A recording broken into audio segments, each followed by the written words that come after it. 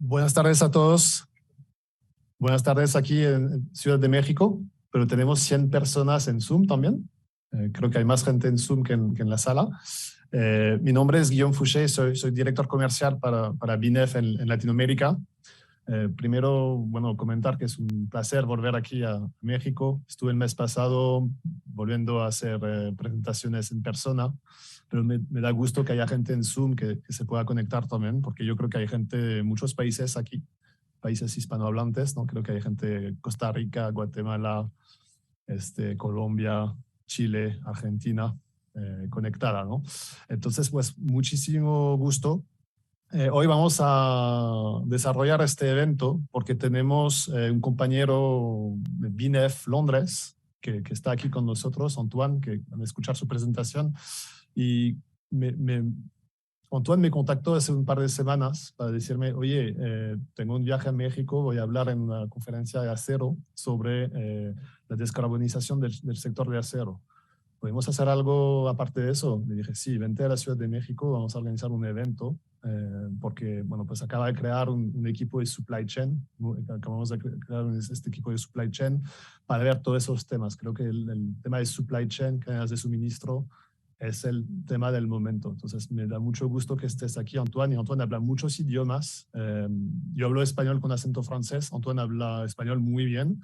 Y japonés y muchos otros idiomas. Entonces, le felicito. Y tenemos a James Ellis también, que ha aprovechado el viaje. James Ellis es el director de análisis de LATAM para BINEF. James está basado en Washington y yo estoy basado en Nueva York. Entonces, gracias por aguantar a tres extranjeros hablándole de México. No, le vamos a hablar del mundo y un poco de Latinoamérica y de cadenas de suministro. Entonces, yo voy a empezar hablando un poco de BINEF. Muchos nos conocen muy bien, pero creo que hay gente en línea que no saben qué es BINEF o Bloomberg NEF o piensan que somos Bloomberg News. Entonces, les voy a explicar un poco la diferencia. Y tendremos dos presentaciones de James Ellis, sobre tendencias en energías limpias y transición energética global y hablando un poco de Latinoamérica y hablaremos un poco de vehículos eléctricos. Y luego Antoine nos hablará de cadenas de suministro. También sé que tiene contenido sobre hidrógeno y creo que hay gente aquí en esta sala también muy interesada en hidrógeno. Entonces, vamos a pasar a la siguiente lámina. ¿Qué es BINEF? Disculpen si otra vez muchos me han escuchado decir esto, pero BINEF es Bloomberg New Energy Finance. Éramos un startup creado en 2004 en Londres, New Energy Finance, vendido a Bloomberg en 2009. Entonces llevamos 18 años en el mercado analizando los siguientes sectores. Muchos nos conocen y muchos aún, incluso dentro de Bloomberg, nos conocen como la gente que sabe en energías renovables. Eso es una línea de toda la presentación que van a ver, toda la lámina que van a ver. Es verdad que empezamos con solar, eólica y seguimos haciendo muchos análisis sobre esos sectores. Me da gusto ver representante de la Asociación de Energía Eólica de México aquí en la sala. Seguimos haciendo ese trabajo, pero ese trabajo es una línea de todos los sectores que cubrimos, ¿no? ¿Y por qué nos diversificamos? Porque, bueno, primero, hace más o menos 10 años, cuando empezamos a ver todo el tema de energy storage y batería, nos dimos cuenta, obviamente, que la demanda principal de esas baterías de litio iba a venir de los vehículos eléctricos, ¿no? Entonces, creamos una división llamada Advanced Transport, que mira todo el tema del transporte. Nuestros ojos es un ojo de disrupción. Nosotros, o sea, en Bloomberg, hay mucha gente en Bloomberg que publica sobre transporte, sobre el mercado de autopartes, las cifras de empresas que están en earning call y todo eso, ¿no? Nosotros tenemos un ojo un poco diferente. Realmente vamos a ver la disrupción. Y la disrupción en transporte viene de los vehículos eléctricos, de los servicios de movilidad, y cubrimos básicamente incluso todos los segmentos de vehículos, incluso los vehículos tres ruedas, los tuk-tuk que hay en la India, pues vemos cómo se electrifican también, para decir que estamos cubriendo bastantes mercados y tipos de medios de transporte. También estamos mirando el transporte comercial, transporte público y el tema de aviación, transporte marítimo. Estamos viendo la transición en todo ese sector. Incluso combustibles sostenibles. Y hoy hablaremos de hidrógeno. Y seguimos bajando llegamos a un tercer sector, una tercera industria, que es el tema de building industry, y ahora se dan cuenta, energía, transporte y de sector industrial son tres sectores que emiten CO2, ¿no? Entonces, nuestro trabajo ahora no solamente es analista de energía, es analista de la economía verde, entre comillas, viendo todos los sectores y cómo esos sectores pueden llegar a cero emisiones, ¿no? Entonces, en temas industriales estamos viendo todo el tema de economía circular, todo el tema de metales, nuevos materiales, plásticos sostenibles, bioplásticos, productos químicos, hasta, bueno, pues cemento, low carbon cement, etcétera, etcétera. Y este año hemos ampliado la cobertura a agricultura, porque agricultura también es un cuarto de las emisiones de CO2, entonces no lo podemos dejar de lado. En Bloomberg es una empresa de 20.000 empleados, nosotros somos 250, entonces no podemos cubrir agricultura como cubren Bloomberg, ¿no? Con todos los datos de commodities y todo. Entonces vamos a ver con nuestros ojos de disrupción, ¿no? Y cómo ese sector puede llegar a cero emisiones usando tecnologías de digitalización, etcétera, etcétera, ¿no? Entonces, de hecho, algunos de mis compañeros estarán hay una COP también en Montreal, tú estás en Montreal, sé que a lo mejor vas a estar ahí. Hay una COP en Montreal de biodiversidad, entonces esta gente que está viendo el tema de agricultura también van a estar ahí en la COP de Montreal en el mes que viene. Y hablo mucho, terminaré, es una lámina única para mí hoy, pero bueno, pues también hacemos análisis más convencionales, ¿no? Usamos los datos de commodities que hay en la terminal de Bloomberg, los que conocen las pantallas negras de Bloomberg, los datos en tiempo real de gas, electricidad, oil, metals, carbón, etcétera, pues los usamos también para producir nuestros análisis. Y también miramos las tecnologías transversales, ¿no? Digitalización industrial, inteligencia artificial, aplicado a energía, transporte, el sector industrial, los estamos viendo bastante de cerca. Toda la digitalización de supply chain es un trabajo que hacemos bastante seguido. El hidrógeno, bioenergía, captura del carbono y eficiencia energética. Y el último es sostenibilidad. Al final somos la I de ESG en BINEF, ¿no? Entonces miramos todo en la parte de regulación y reporte, finanzas sostenible, ESG, riesgos climáticos, ¿no?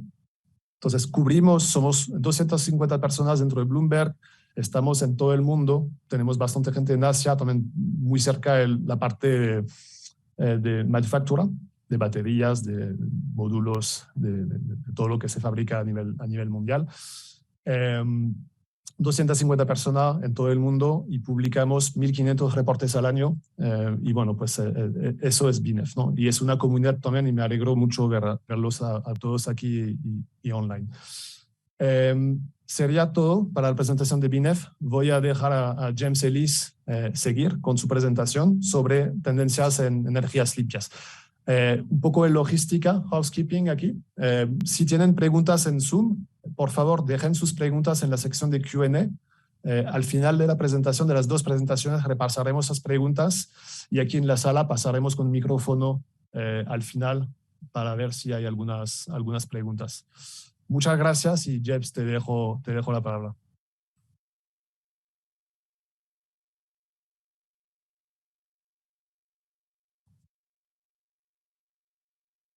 Bueno, gracias, Guillaume. Buenas tardes a todos. Mi nombre es James Ellis y me gustaría comenzar agradeciendo a todos por venir esta tarde y también pidiendo perdón porque voy a hablar un portuñol terrible, siendo un americano que ha pasado bastante tiempo en Brasil.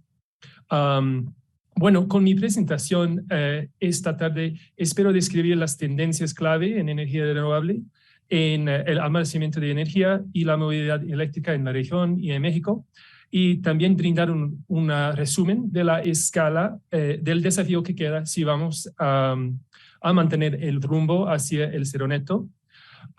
Tengo que decir que yo también eliminé todas las referencias a Argentina de esta presentación para garantizar mi seguridad.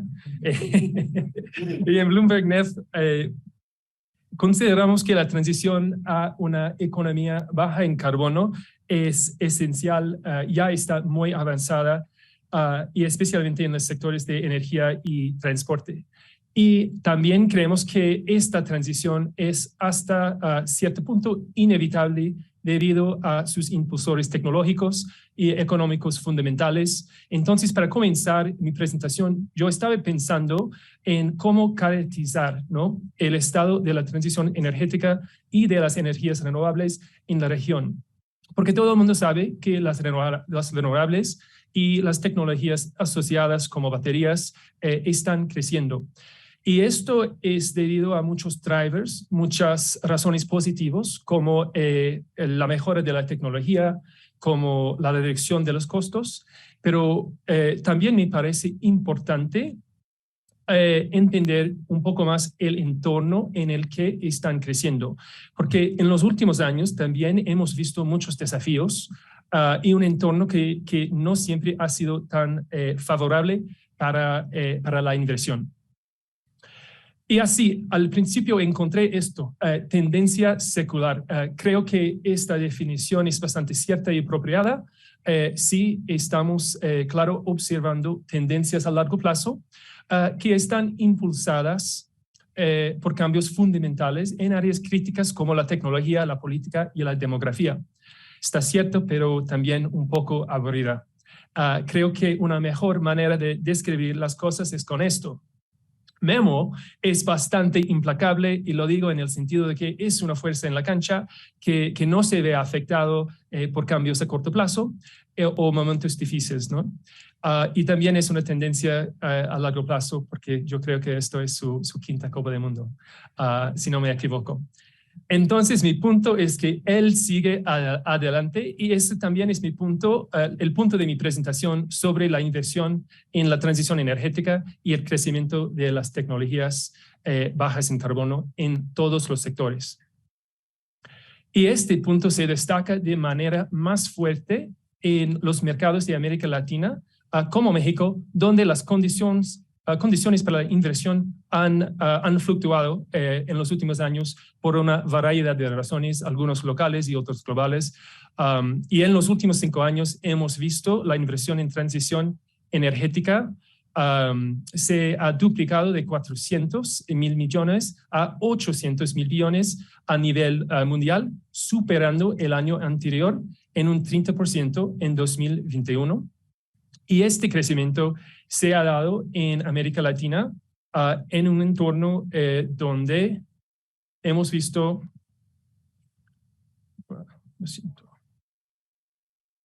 la cancelación o caída de subastas. Hemos visto también elecciones polarizadas o cambios importantes de gobierno, crecientes cuellos de botella de la transmisión y disminución de la flexibilidad de la red, inestabilidad financiera o crecimiento económico decepcionante y, claro, la plaga. El hecho de que el crecimiento haya continuado siendo fuerte tanto a nivel mundial como en América Latina, a pesar de estos factores, nos dice algo muy importante sobre la transición energética y la durabilidad de las tendencias que puso en marcha. Tanto la energía renovable como el transporte electrificado, las dos categorías más importantes, alcanzaron nuevos récords del año pasado a medida que aumentaron, claro, las instalaciones eólicas y solares y las ventas de vehículos eléctricos. Las empresas, gobiernos y los hogares, claro, invirtieron 411.000 millones de nueva capacidad de energía renovable, un 14% más que el año 2020. En conjunto, la energía limpia y la electrificación representaron la gran mayoría de la inversión, con 769.000 millones, y el hidrógeno, la captura y el almacenamiento de carbono y materiales sostenibles formaron el resto por un total de 31.000 millones. La región de las Américas experimentó un crecimiento de la inversión de 27% el año pasado para alcanzar los 158.000 millones de dólares por la primera vez, siguiendo más o menos la misma tendencia que hemos visto en la lámina global. Y cuando observamos los 10 mercados más grandes en términos de la inversión, queda claro cuán importante se ha vuelto esta parte de transporte. El impulsor clave del crecimiento de la inversión en transición energética ya no es de hecho la energía renovable, sino el transporte electrificado. La inversión en energía renovable, por supuesto, está creciendo y con la rápida disminución de los costos, particularmente en el lado solar, cada dólar o peso invertido está produciendo más capacidad a lo largo de los años. Pero está claro que el mercado de vehículos eléctricos fue el principal impulsor del crecimiento en muchos mercados en el año pasado. Entre los mercados emergentes, el financiamiento de energía limpia se concentra en un pequeño número de naciones. Estos son los 15 países aquí, excluyendo China. Siempre hay que excluir China de nuestros gráficos porque va a romper todo. Representan casi el 90% de la inversión de 2021 en los mercados emergentes. Y claro, América Latina está fuertemente representada aquí. India y Brasil encabezan la tabla con más o menos 35% del total. Y todos creo que sabemos que la inversión en México ha caído en los últimos años, pero si miramos los números acumulados aquí por la izquierda, México y Chile son los números 5 y 6 de la lista y vemos 4 mercados latinoamericanos en el top 10. Centrándonos específicamente en la región, la nueva inversión en energía limpia se recuperó con fuerza el año pasado y también tuvo una fuerte primera mitad de este año. En 2021 vimos fuertes flujos tanto en energía eólica como solar a casi 20,000 millones, el segundo total anual más alto de la región. América Latina tuvo 7,7 mil millones en nuevas inversiones en energía limpia en el primer semestre de 2022, un 12% menos que el mismo periodo de 2021. Brasil lideró la región una vez más. Casi el 80% de la inversión de América Latina fluyó a Brasil y esto es principalmente al segmento fotovoltaico a pequeña escala.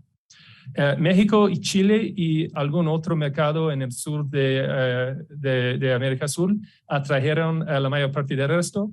Y entre las tecnologías, la solar fue la que más atrajo en el primer semestre de 2022, con casi 5,000 millones de dólares.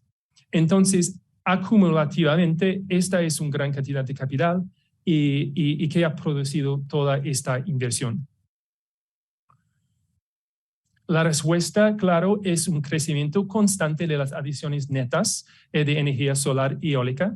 Como podemos ver acá, las nuevas adiciones de energía eólica y solar han crecido de manera constante durante la última década, casi sin interrupción. Solo en 2020 hemos visto una pequeña caída y esto fue bajo el impacto sin precedentes de la pandemia.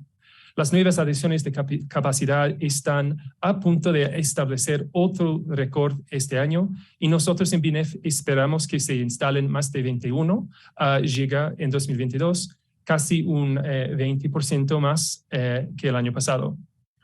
Y el avance más marcado se está produciendo en el segmento fotovoltaico a pequeña escala, impulsado por Brasil, como ya comenté, que debería representar casi 40% del total de energía eólica y solar instalada en la región este año.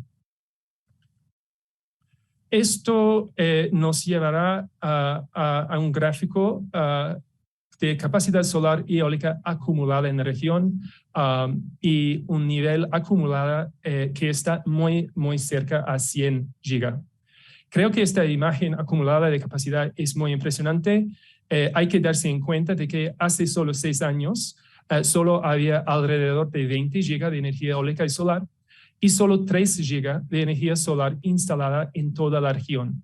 Para el contexto, el año pasado hemos visto 5 gigas de energía fotovoltaica a pequeña escala solo en Brasil y esperamos hasta 9 gigas de pequeña escala en Brasil este año.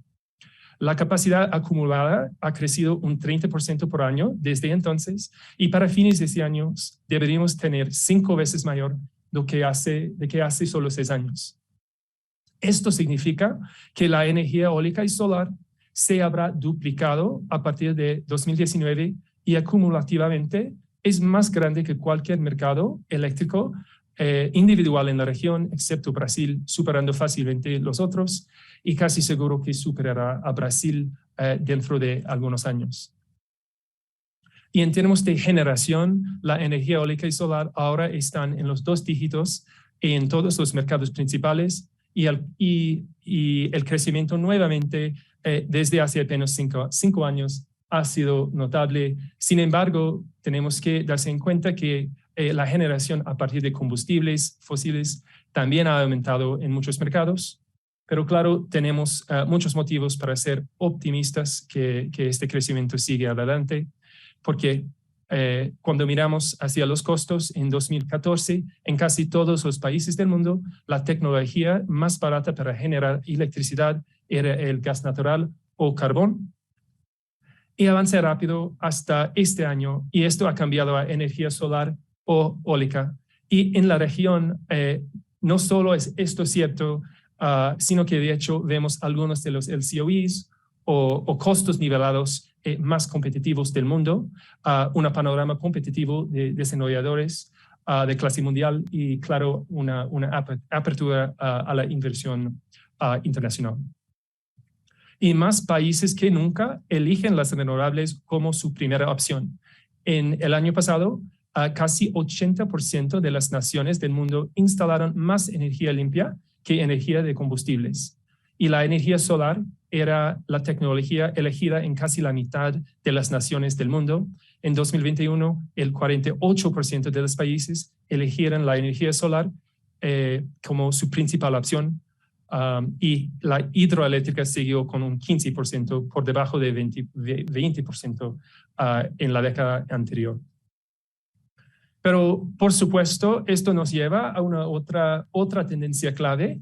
Esta cantidad cada vez mayor de energía renovable intermitente plantea desafíos a la red, a los operadores del mercado, a las empresas de servicios públicos y los reguladores. A medida que avanzan los mercados, existe una necesidad cada vez mayor de almacenamiento de energía y vemos que las baterías avanzan rápidamente a nivel global. El mercado de almacenamiento de energía está listo para otro año récord en 2022. Las adiciones globales están en camino de agregar 16 gigas este año y nosotros pensamos que las adiciones crecen a una tasa de crecimiento anual compuesta del 21% hasta 2030 y que con adiciones anuales que alcanzan los 72 gigas en 2030 o 4.5 veces las adiciones esperadas para este año. Pero la adopción del almacenamiento de energía todavía está en una etapa temprana en América Latina debido a la falta de modelos establecidos y en algunos casos barreras regulatorias. Chile continúa siendo el mercado más fuerte debido a los altos niveles de curtailment de energía renovable, lo que brinda oportunidades para las baterías, pero también hemos visto varios proyectos a gran escala que han sido comisionados en varios mercados como México, como la República Dominicana y El Salvador.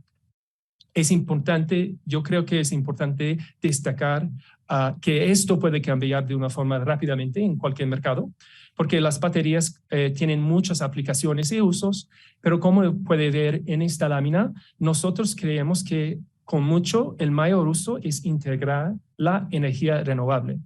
En un cierto punto tendrá sentido implementar baterías en la mayoría de los mercados de manera más amplia, suponiendo que los costos y la regulación sean favorables.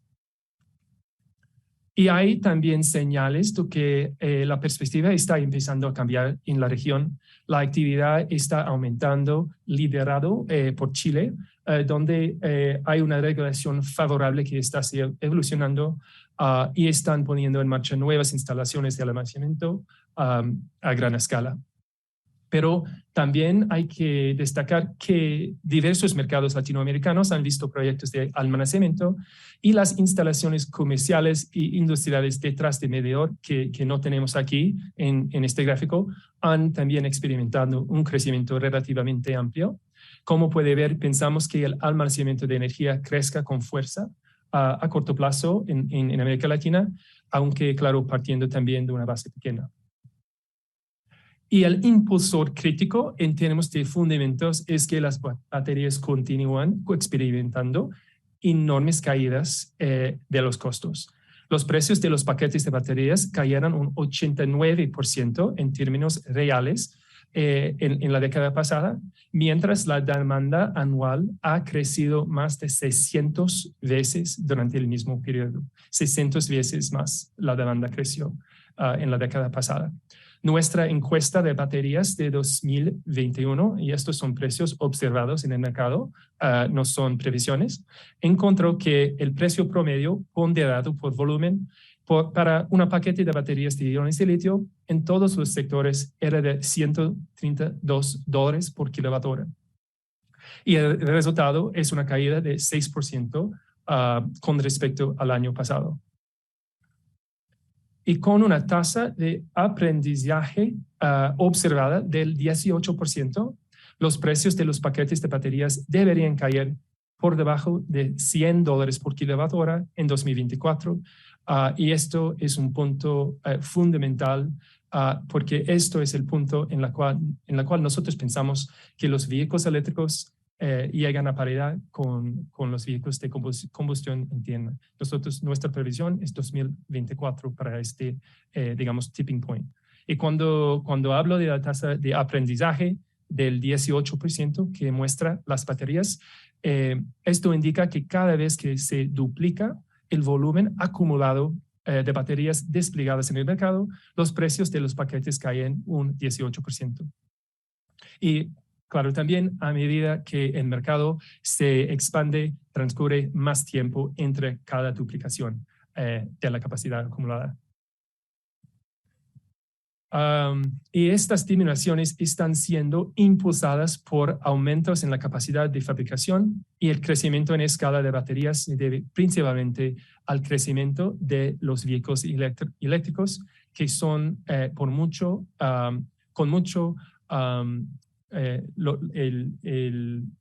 área de demanda más importante para las baterías. Algunos, como ya comenté, algunos vehículos eléctricos ya están a la par en algunos mercados y esta es una tendencia fundamental que va haciendo los vehículos eléctricos cada vez más competitivos en todos los mercados. El año pasado se vendieron 6.6 millones de vehículos eléctricos de pasajeros en todo el mundo, más del doble el año anterior y 6 veces el nivel de hace solo 5 años. Claro, como pueden notar aquí, el progreso no se distribuye uniformemente. Los 3 mercados automóviles más grandes, siendo China, la Unión Europea y América del Norte, en conjunto representaron 94% de eso, mientras varios otros mercados todavía están en su infancia. Sin embargo, estos otros mercados también están creciendo de una forma impresionante y muy, muy rápido, como por ejemplo en América Latina.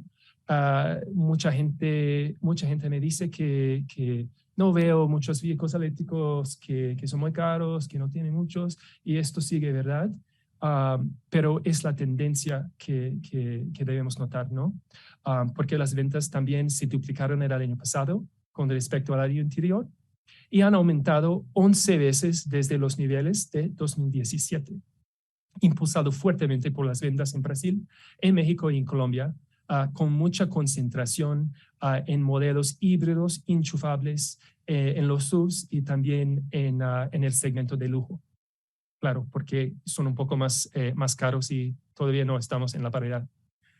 Y si bien la mayoría de los mercados emergentes recién están comenzando a adoptar los vehículos eléctricos, muchos mercados desarrollados como Australia y Japón todavía están también en su infancia en comparación con sus pares en términos de porcentaje de ventas de vehículos de pasajeros. El promedio de los 5 principales mercados de América Latina es de 0.7%, y este número también se ha duplicado el año pasado, como las ventas, lo cual es un avance importante, ya que solo Costa Rica en la región ha introducido fuertes incentivos en la región. Entonces, este crecimiento está aconteciendo sin muchos incentivos, ¿no?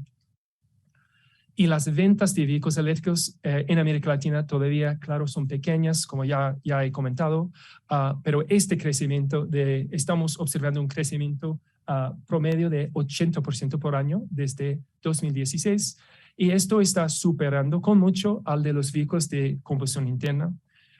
Solo para dar un contexto aquí, las ventas globales de vehículos eléctricos de pasajeros aumentaron un 48% en 2021, cuando las ventas totales de vehículos de pasajeros cayeron un 13%.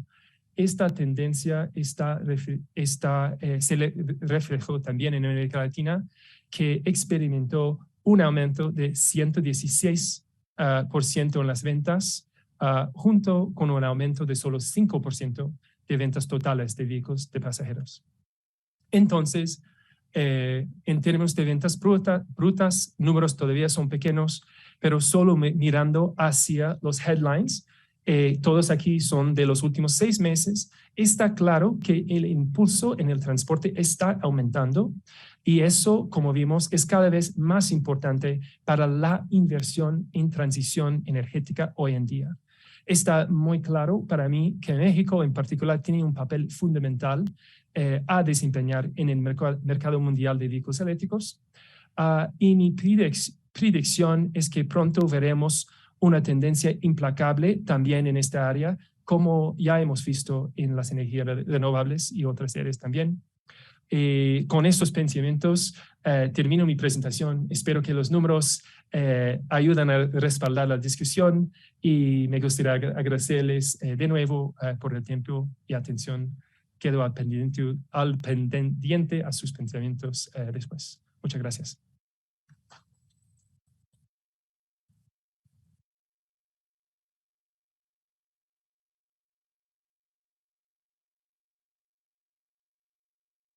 Muchas gracias, James. Le agradezco a todos aquí para esa oportunidad de hablar de unas tendencias. Vamos a hablar de 3 tendencias muy relevantes a todo lo que es como cadenas de valor, cadenas de suministro más a largo plazo y vinculado con el cambio energético. Y voy a empezar con un tema muy relevante de que estamos hablando mucho en México hoy en día, lo de la localización, del friendshoring, del reshoring, en muchos términos, pero vamos a hablar un poco más de manera concreta sobre lo que pueda significar. Bueno, empezó con el hecho que China ha sido un país que ha contribuido mucho para el lado económico de la transición energética. Podemos ver acá, es lo que llamamos tasas de aprendizaje, como cada doblación, cada vez que se doblan, duplican las capacidades instaladas en una tecnología mundialmente, se reduce el costo de un cierto porcentaje, y podemos ver acá que para solar es de 29% en los últimos 10 años más o menos. Y sí, las baterías de ion litio se destacan también con 18% más o menos. Bueno, y mucho de eso es debido al hecho que tenemos una producción muy importante, muy concentrada, con cadenas de valor integradas en China que permiten tener una eficacia, una eficiencia para la producción. Y también contribuye el hecho que China domina la producción de muchas de las partes de las cadenas de valor a través de muchos sectores, que sea el sector eólico, de hidrógeno, de los metales que necesitamos para producir baterías, de las baterías mismas y del solar. Podemos ver aquí que cuando estamos mirando solamente la capacidad instalada y donde se ubica, que más de 11 de esas partes de esas cadenas de valor se ubican en China, y supera una tasa de 60% de las capacidades totales. Entonces es muy importante. Bueno, tiene un lado positivo en cuanto al lado económico, las bajadas de costo que hemos visto en la lámina anterior, pero también implica que de vez en cuando pueden surgir problemas. Y hoy no vamos a hablar de política tanto, vamos a hablar de cosas concretas. Este año, por ejemplo, hemos tenido un problema muy grande con el hecho que hubo temperaturas extremas en regiones en China, como el Sichuan, por ejemplo, donde se produce mucho del polisílico. Cuando hablamos de la cadena de valor del solar, todo se empieza con el polisílico, y hay solamente unas fábricas en el mundo donde se produce.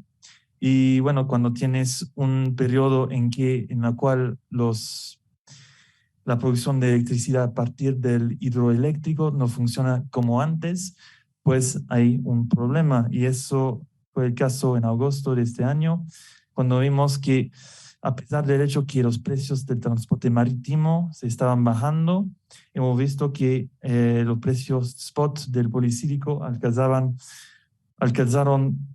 un nuevo alto que no hemos visto desde 11 años a causa de esos problemas en las cadenas de suministro. Y eso también no es solo un caso aislado, hubo otros casos este año también, con el hecho con fuegos en Xinjiang también, donde hay unas fábricas, y en otros sectores también. Hemos publicado mucho sobre las baterías también que han sido impactadas por el hecho que hay una concentración geográfica muy importante. Bueno, eso es un lado de esa discusión de la localización. Un otro es más o menos vinculado con las ambiciones políticas de ciertos intereses, grupos de interés. Vamos a hablar de los Estados Unidos y el hecho que con la administración Biden se destaca mucho con el hecho de esa ambición de relocalizar la producción de ciertas tecnologías. Y eso fue muy claro con la aprobación del IRA, del Inflation Reduction Act, hace unos meses, que, bueno, apoya el despliegue mismo de los proyectos energéticos, pero también las fábricas. Y como vemos aquí, hay una serie entera de subsidios que están basados no como subsidios de capital inicial, pero más como vinculado con la producción. Si produzco 1 megawatt que sea polisílico, por ejemplo, voy a conseguir $10,000. Y eso es son muy importante. En muchos de esos casos, a través de esos sectores, representa un porcentaje importante de los costos de producción. Y eso es muy importante a tener en cuenta para México también, porque en unos sectores como las baterías de ion litio, esos incentivos se van a extender afuera, más allá de las fronteras estadounidenses. Entonces es algo que puede con el tiempo implicar un crecimiento de nuevas cadenas, de nuevas capacidades de producción a través de diversos sectores. Y la otra cosa que tomar en cuenta es que muchos del presupuesto para muchos de esos incentivos es infinito hasta 2032, donde se acaba. No hay un límite, no hay un techo a lo que puede gastar, puede invertir el gobierno estadounidense. Entonces, el gobierno Biden, la administración ha publicado estimaciones más o menos cuánto piensan que van a invertir, pero no saben verdaderamente lo que sería el uptake, lo que sería el desarrollo de esos sectores. Entonces, eso puede implicar costos muy importantes para el Estado. Bueno, y hablando de desafíos concretos, podemos empezar, por ejemplo, con las inversiones iniciales necesarias para una nueva fábrica. Y aquí vemos como la comparación entre China y los Estados Unidos. No es una sorpresa que es más barato construir una fábrica en China, pero eso es como 1/3 o a veces como 4 veces más barato que el costo inicial de una fábrica en los Estados Unidos. Estas estimaciones nos permiten hacer unas calculaciones para intentar entender como más o menos qué representa eso si relocalizamos todo en los Estados Unidos o en Europa, cuánto costaría. Es un escenario fictivo, no va a pasar de manera completa en los próximos como 8 años, pero si lo hicimos, podemos alcanzar unas estimaciones en cuanto a las sumas totales para por ejemplo, relocalizar toda la cadena de valor de las baterías de ion litio en los Estados Unidos. Eso es lo que representa. Y lo que es interesante sería pensar en el hecho que tal vez sería más barato construir una fábrica en México. Es una cosa que tomar en cuenta. Podemos ver un poco más en detalle aquí. Si vamos más allá de esos sectores, podemos ver que a través de las diferentes cadenas de valor podemos comparar las fábricas, las plantas que necesitamos para refinar los metales para las baterías y que eso significa menos en términos de costo que, por ejemplo, las celdas de batería que se destacan acá porque son muy importantes en términos de volumen. Pero los costos iniciales no son todos, que tenemos también que comprobar el hecho que también hay desafíos importantes en cuanto a los ecosistemas que necesitamos para desarrollar una cadena de valor. No se hace muy fácilmente. Si estamos, por ejemplo, pensando, podemos construir una serie de fábricas de solar, de PV en los Estados Unidos, pero si no tenemos no sé, suministro de vidrio disponible, eso no sirve. Entonces hay que pensar de manera integrada y es algo representado por el crecimiento a través de muchos años de plantas como eso. En China es una de las fábricas de CATL, lo productor más importante de baterías del mundo. Bueno, hay esas inversiones, hay mucha discusión sobre lo que puede pasar.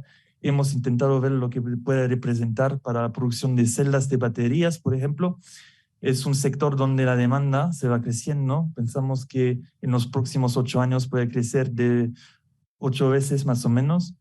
Y que con todos esos incentivos vamos a ver un crecimiento del porcentaje de producción que está presente en los Estados Unidos, y Europa y la región de manera más general. Pero eso no va a cambiar el panorama y el hecho que China va a seguir como dominando la producción de estas tecnologías. Bueno, y eso va a implicar que la localización de producción conlleva un mayor costo, no solamente porque necesitas construir unas fábricas, pero también porque gestionar esas fábricas, producir, va a ser más costoso si lo hicimos en un país como Alemania, por ejemplo. Entonces hay una pregunta muy importante, que estamos hablando de la bajada de costos de las tecnologías renovables. Hay mucha incertidumbre al corto plazo con todos los problemas, los cuellos de botella que hemos visto en los últimos años, que cuándo se van a parar, cuándo vamos a seguir con regresar al status quo. Pero más a largo plazo, la localización puede implicar, bueno, una transición más cara, y eso es algo también muy importante que no es muy presente en el debate político hoy en día. Bueno, unas conclusiones que la IRA representa, es algo que es presente también en Europa, que los Estados Unidos quieren incrementar la producción de tecnologías limpias. Eso presenta unas oportunidades para países como México, pero eso va a implicar, conlleva costos más elevados tal vez para el despliegue de las tecnologías que necesitamos para el net zero. Eso me lleva a la segunda parte de la presentación sobre el hidrógeno. Bueno, a 3 partes, y eso es algo vinculado, porque estamos hablando mucho de fábricas de hidrógeno también en Europa, en China, pero es un sector que creo que vale la pena dar un poco de contexto. Bueno, hemos trabajado mucho sobre hidrógeno en los últimos como 3 años y es algo en que hemos visto como muchos ciclos de interés a través de las últimas décadas, y lo que queremos hacer en BNEF es entender la medida en la cual es algo que se va a desarrollar y que puede representar en los próximos años como mercado. Bueno, y es muy difícil porque hay una gran cantidad de sectores en que en la teoría como el hidrógeno se puede aplicar para descarbonizar, por ejemplo, el calor de los edificios o el transporte, pero vemos que en muchos de esos sectores, como por ejemplo los edificios o para los carros, la electrificación presenta una opción más económica Bueno, hemos publicado mucho en detalle sobre eso y vemos que vamos a tener muchas cuestiones importantes sobre el hecho que tenemos que empezar tal vez con la descarbonización de sectores que necesitan, que no tienen otra opción que el hidrógeno bajo de carbono para descarbonizarse. Y eso es como los fertilizantes, es un ejemplo. También los productos refinados. Y hay sectores como el acero, donde hoy en día parece que el hidrógeno va a jugar un papel importante. Bueno, ¿y cómo medir, como la medida en la cual se está desarrollando ese sector? Podemos ver, por ejemplo, la venta o la capacidad de producción de las tecnologías que necesitamos para producir el hidrógeno verde a partir de energía renovable. Aquí constatamos que parece ser muy rápido en los años que vienen y muy, bueno, bastante amplio en términos de región también. Y que es una otra manera de ver las cosas, es considerar el hecho que tenemos muchos objetivos nacionales para alcanzar las emisiones cero a través del mundo y que eso se está cambiando día a día y estamos hablando de COP, el panorama se ha cambiado después del COP y que eso es muy frecuentemente asociado con estrategias que apuntan a hidrógeno y que consideran que tiene que jugar un papel, un rol importante para la descarbonización. Entonces hemos visto una serie entera a través del mundo en los últimos 2-3 años de estrategias de hidrógeno, de hojas de ruta y hay mucho vago, hay mucho detalle que falta en muchos de esos documentos y bueno, de vez en cuando eso conlleva como algo concreto, como un objetivo, como un presupuesto, lo más importante. Y es importante como ver que hay esa diferencia, pero bueno, vemos que hay un interés por lo menos a través del mundo. Bueno, eso es lo menos concreto, lo más concreto es el lado económico. Estábamos hablando del hecho que las energías renovables se están bajando en costo. Bueno, creamos que en los años que vienen eso se va a seguir y eso es importante para la competitividad del hidrógeno verde. También eso se junta al hecho que estimamos que vamos a ver también, comprobar una bajada de los costos de sistemas de electrólisis, que es el otro componente para intentar calcular como el costo de producción de hidrógeno verde. Y eso nos permite como tener como unas estimaciones al desarrollo de esos precios, de esos costos en los años que vienen. Y lo podemos comparar el verde a partir, como he dicho, de la energía renovable con el azul, que es producido a partir de gas natural con CCS, con almacenamiento de las emisiones. Y lo que tenemos hoy en día en muchos sectores del mundo, que es el gris, el llamado gris, que es producido a partir de gas natural sin captura, sin almacenamiento de las emisiones. Vemos que hoy en día es muy claro que en la mayoría de los casos el hidrógeno verde es mucho más costoso.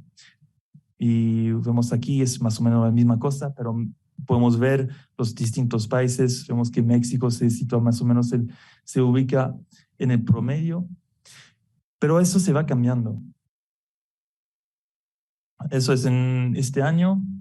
Pensamos que a partir de en como 8 años vamos a ver que aún en países como México, donde el gas natural es bastante competitivo, el hidrógeno verde va a tener una fuerte, va a poder como competir al lado de los costos y que ese panorama se va aumentando, como destacándose en términos de la competitividad de hidrógeno verde hasta 2050.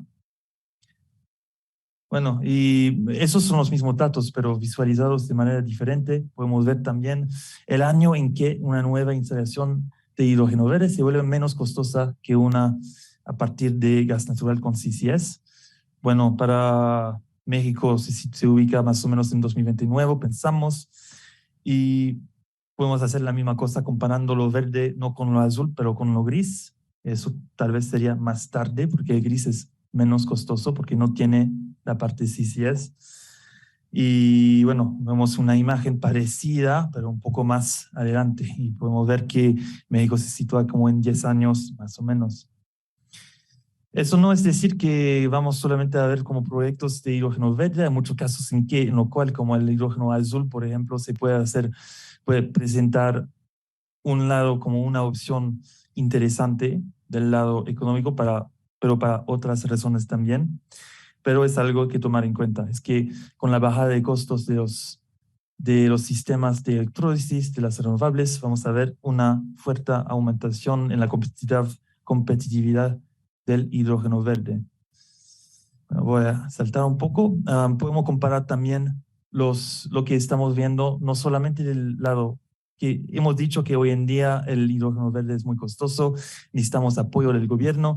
Podemos comparar este apoyo en cifras y ver como qué son los presupuestos de los programas de subsidios en términos anuales que vemos aquí. Como que hay muchos países en Europa que tienen presupuestos importantes, que faltan países como que tienen metas muy ambiciosas como Chile, por ejemplo, que no han marcado de manera clara y destacada como un presupuesto fijo, un presupuesto claro en términos de lo que van a investir en el hidrógeno. Y bueno, es decir, que la ambición de muchos países para alcanzar el net zero indica que vamos a ver una aumentación en la demanda mundial del hidrógeno verde, que ese incremento va a reducir los costos de producción, como lo que hemos visto para el solar, para el sector eólico. Pero a pesar de que muchos de los países latinoamericanos, como Chile, como Colombia, hablan mucho sobre hidrógeno verde, tienen puertos accesibles para exportarlo, por ejemplo, que hay problemas, no hay una demanda muy fuerte en el inmediato, en el corto plazo, como localmente. Y lo más importante es que faltan las políticas, que sean subsidios, por ejemplo, necesarias para desarrollar el sector. Pero ese desarrollo podría ser empujado por una otra tendencia con la que voy a terminar, y es los mecanismos de ajuste en frontera por emisiones de carbono. En inglés se llama Carbon Border Adjustment Mechanism o CBAM. Y en términos simples es poner un precio de carbono en las importaciones. Bueno, vamos a hablar de eso en más detalle. Es algo que viene de Europa, de la Unión Europea. Es algo que así como, bueno, en los últimos años propuesto por la Comisión, que tiene su meta de net zero hasta 2050, y que, una sorpresa, eso va a costar. Que vemos aquí que hemos utilizado un escenario de una transición, entre comillas, económica, que significa a más bajo costo, y podemos compararlos y ver que hay una gran diferencia entre lo que necesitamos para alcanzar las emisiones net zero. Bueno, eso es un costo. Eso es un costo para cada uno de esos sectores aquí, incluido la industria pesada. Bueno, y la industria pesada hoy en día, como el sector de la producción de electricidad, tiene que pagar un cierto, bueno, para sus emisiones. Eso varía según los sectores, pero podemos decir que lo que tiene que pagar se va aumentando en los últimos años. Y eso es porque si soy una empresa en Europa produciendo acero, por ejemplo, produciendo electricidad a partir de gas natural, cada tonelada de carbono que emito representa un precio que tengo que pagar. Es un precio que varía con el mercado de cuotas de carbono, pero se va aumentando. Tenemos como lo que pensamos que va a representar, cómo se va a evolucionar los años que vienen aquí. Y el hecho que hay muchas opciones para descarbonizar el acero, por ejemplo, si hablamos de acero. Y bueno, en el horizontal podemos ver como el potencial, la capacidad de producción, y en el vertical podemos ver el costo de las diferentes opciones para descarbonizar, y comparando hidrógeno verde, por ejemplo, bajo de carbono, con el acero reciclado, con opciones con CCS, por ejemplo. Y bueno, es solamente para decir que sin entrar en los detalles, descarbonizar cuesta. Eso significa que las empresas europeas van a tener un desafío importante, van a empezar a integrar esas tecnologías costosas hoy en día, y esos son los precios en 2050. Hoy en día es mucho más costoso que eso. Y tienen que competir, que tener esa concurrencia en los mercados internacionales del acero, de los fertilizantes, de otros sectores también. Entonces, ¿qué hacer? Y la respuesta de la Comisión Europea es extender los precios de carbono en las importaciones y para esos sectores, y la electricidad, que es un poco diferente. Pero podemos ver que unos países serían más afectados que otros, que, bueno, y podemos ver que los rusos tienen un papel muy importante en las importaciones en los últimos años. Eso, por supuesto, se va cambiando, pero eso va a ser muy complicado a llevar a cabo por muchas razones. Es porque para hacer eso para que eso sería aceptable desde el punto de vista del derecho internacional, eso tiene que reflejar las producciones, las emisiones de los países, de las fábricas, de las cuales vienen esas importaciones. Entonces, si estoy importando una tonelada de acero, y tengo prueba de que como ha emitido como menos del promedio europeo, voy a pagar menos si estoy importando. Y también es vinculado con el hecho que este mecanismo va a considerar acá los precios de permisos de carbono de los países con los cuales con que la Unión Europea está haciendo comercio. Entonces, si por ejemplo el Canadá tiene un precio de carbono muy alto, eso se va a sustraer del precio que tiene que pagar alguien que importa algo de Canadá. Entonces es algo muy complicado del lado de la metodología, solamente es un aspecto aquí, pero eso puede empujar políticas a través del mundo para llevar a cabo un precio en el carbono. Y ya estamos viendo eso, esa tendencia muy claramente en países como el Japón. Y en muchos de esos sectores, y aquí el acero otra vez, podemos también ver que los países, las plantas que tienen emisiones más bajas van a tener una nueva forma de competitividad, van a gozar del hecho de que sus exportaciones porque tienen menos en términos de emisiones como integradas, van a ser más competitivas en los mercados europeos, por ejemplo. Y también eso no sería el solo CBAM si se lleva a cabo. También estamos viendo como que el Canadá, que Reino Unido están hablando de políticas muy parecidas. Los Estados Unidos están hablando de una otra versión de algo similar. Entonces es una tendencia que se va creciendo, que va a tener un papel tal vez más importante, bastante importante los 10 años que vienen. Bueno, y para terminar las 3 secciones, la Unión Europea está al punto de llevar a cabo un precio de carbono en las importaciones. Eso se va a hacer de manera completa desde 2026, si es confirmado este año, como lo pensamos que va a estar confirmado, que eso presenta una oportunidad para los productores que tienen emisiones bajas de carbono y que eso podría favorecer, de un lado, el desarrollo de precios de carbono a través del mundo, pero también el desarrollo de la demanda de fuentes de energías limpias, que sea la electricidad renovable o el hidrógeno. Muchas gracias por su tiempo.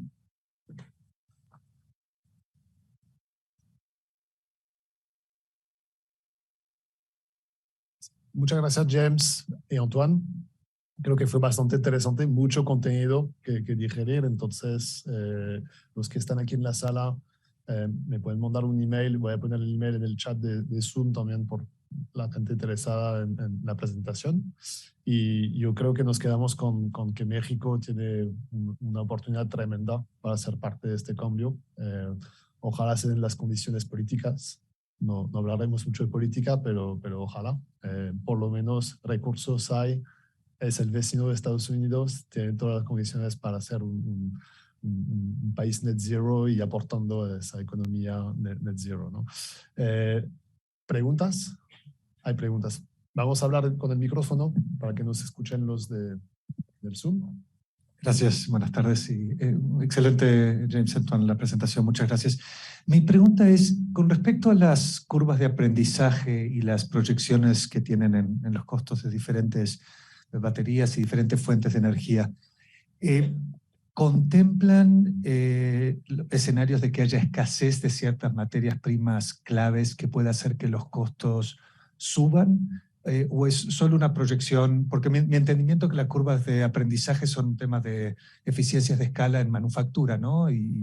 Pero ¿qué escenarios contemplan ustedes, tanto de pura escasez de ciertas materias primas o riesgos geopolíticos que hagan que cambien esos costos y que puedan haber aumentos de costos y no tendencias a la baja, ¿no? No sé si queda clara mi pregunta. Creo que sí. Ok, sí, tenemos eso, ese es un problema muy importante y la verdad es que hay diferentes puntos de vista para abordarlo. Tenemos un equipo, por ejemplo, que mira todo lo que es los metales y la escasez de metales como litio en los años que vienen, el cobre también, y eso va a ser una pregunta muy importante. Y estamos intentando, cuando modelizamos el costo de la transición, los precios que podríamos ver en los años que vienen para esos metales. Entonces lo tomamos en cuenta. Lo más difícil es cuando estamos hablando del político y los escenarios de que estábamos hablando sobre cómo la localización de fábricas en que sea los Estados Unidos, más en México, como si producimos más celdas de batería en Europa, por ejemplo. Eso es más difícil para modelizar, pero es algo que vamos en el año que viene integrar en unas iniciativas que vamos a hacer como un outlook sobre el costo de la transición europea y vamos a hacer como unos escenarios sobre eso, ese factor de la localización a diferentes niveles, lo que podría representar. Pero sí, entonces es algo súper importante que queremos como abordar de manera más profunda. Gracias. No sé si hay algo. Sí, aquí tienes una pregunta. Gracias.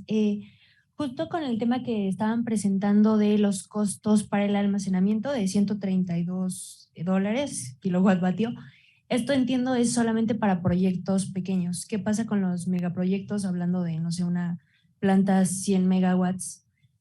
¿Tenemos algún ejemplo real en algún scoop geográfico donde podamos ver que ha funcionado el tema del almacenamiento? Sobre todo porque pues entendamos que esos 132 sería un costo que se le tendría que atribuir al OPEX. Entonces, durante el tiempo de vida útil de la planta, no creo que todavía sea rentable, no lo sé.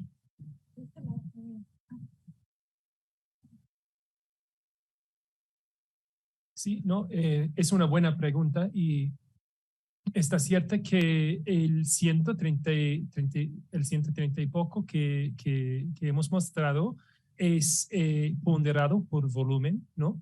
De todas esas aplicaciones de baterías, entre la cual los vehículos eléctricos son la mayor parte. Entonces, este número no necesariamente representa el número apropiado para una instalación de grande, de escala grande. Pero de una cierta forma yo también, creo que no sé si importa en el largo plazo, ¿no? Porque las baterías, porque el punto, ¿no? Del gráfico es que el precio está cayendo para todas las baterías, ¿no? Este precio representa, claro, con mucho las baterías de vehículos eléctricos y para grandes instalaciones de almacenamiento de energía siguen caros, ¿no? Por eso no estamos, por ejemplo, el proyecto en Hornsdale de Tesla en Australia era un proyecto muy interesante, pero también muy caro, no necesario económicamente, pero lo hicieron para el efecto demostrativo, ¿no? Pero nosotros pensamos que con esta tendencia de caída de los costos, vamos a ver cada vez más proyectos de baterías en la región y a nivel global. De acuerdo. Tengo algunas preguntas, va en línea, al menos dos. Disculpa. Bueno, la otra venía justamente por esta parte de la inversión que claramente se requiere. Recuerdo en 2008 más o menos, Brasil no mostraba esos números de inversión precisamente porque tuvo también problemas políticos y obviamente ahorita, bueno, toda nuestra inversión es uno de los principales países que tenemos como para la inversión de los próximos 3 años. Entonces, ¿hay alguna manera de que podamos hacer o existe algún documento en donde pueda haber ese contraste entre cuánto se invirtió en ese momento? Ahorita en México estamos parados a nivel desarrollo en términos de centrales renovables. Sin embargo, justo es interesante para un investment committee el que tengamos suficiente presupuesto para estar haciendo el desarrollo durante estos 2 años y mostrarles la rentabilidad que estaríamos proyectando para un 2025, donde prevemos que a nivel, ojalá político, tengamos ya pues más claridad, ¿no? De que se esté empujando la transición. Entonces, no sé si ese tipo de proyecto de investigación lo tengan, se pueda realizar. Solo una clarificación sobre el impacto de las políticas públicas en la inversión en un país.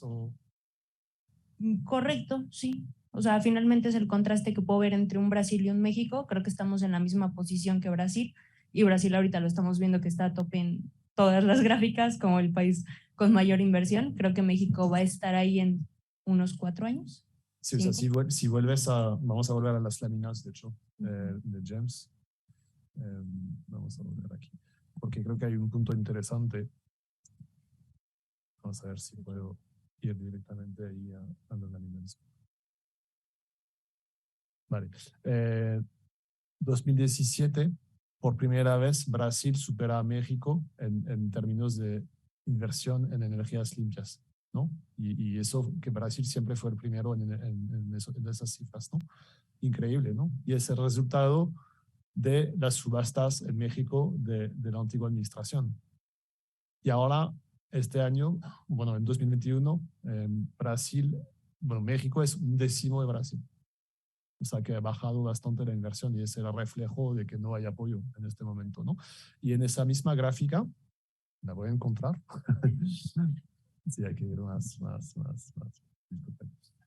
Se ve claramente que hay países que han aparecido en la gráfica, Chile, como Argentina, justo resultado de las subastas, de las licitaciones en Argentina. Ha aparecido Colombia y ha aparecido Chile, entre comillas. A todos esos países que sacan subastas aparecen en el mapa. Cuando ya se va la subasta, desaparecen en nivel de inversión. Yo me quedo con un dato aquí que comentamos el mes pasado cuando estuvimos aquí. 19 mil millones de dólares americanos invertidos en Latinoamérica en transición, en energías limpias.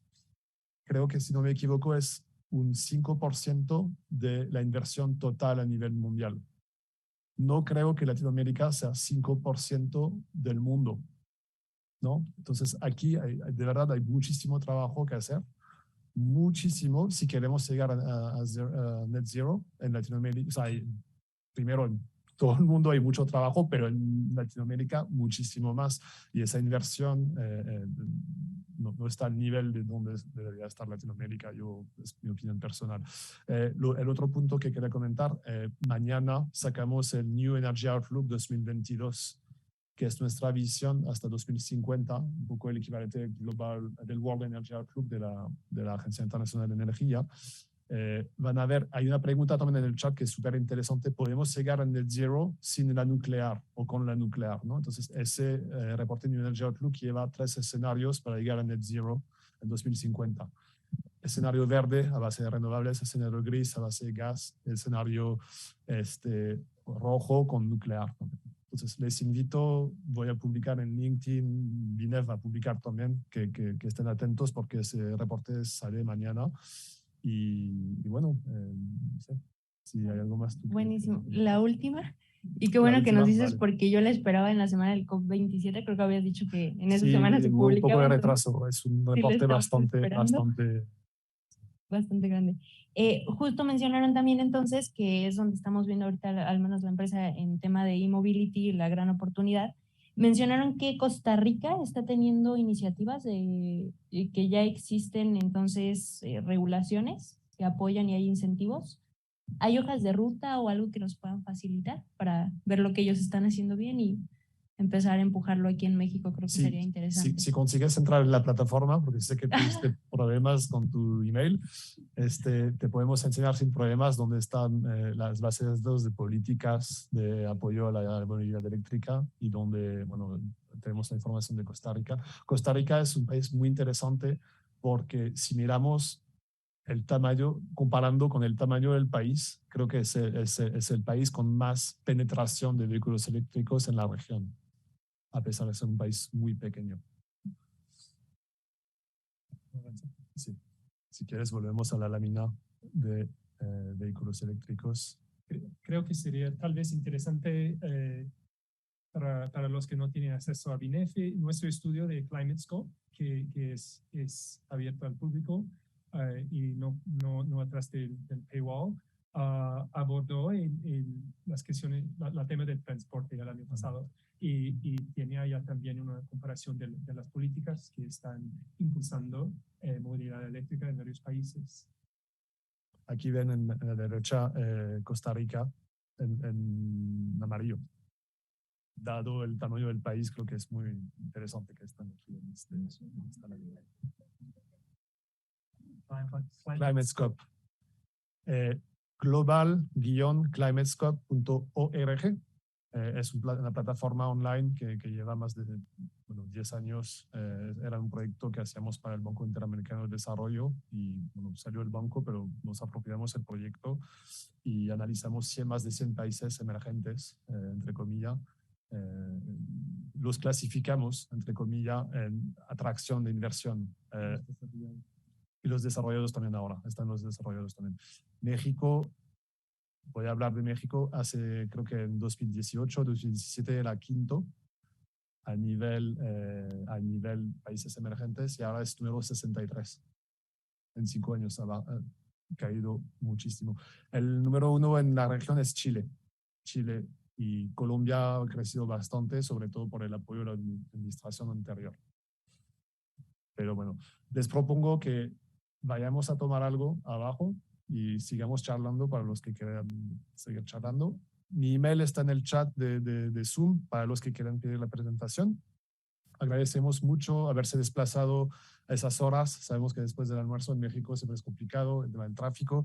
Entonces, muchísimas gracias. Y bueno, para los que están en Zoom, gracias de nuevo. Los que llegaron tarde, esto se ha grabado y lo compartiremos en redes sociales para que lo vean otra vez si les interesa. Muchísimas gracias a todos.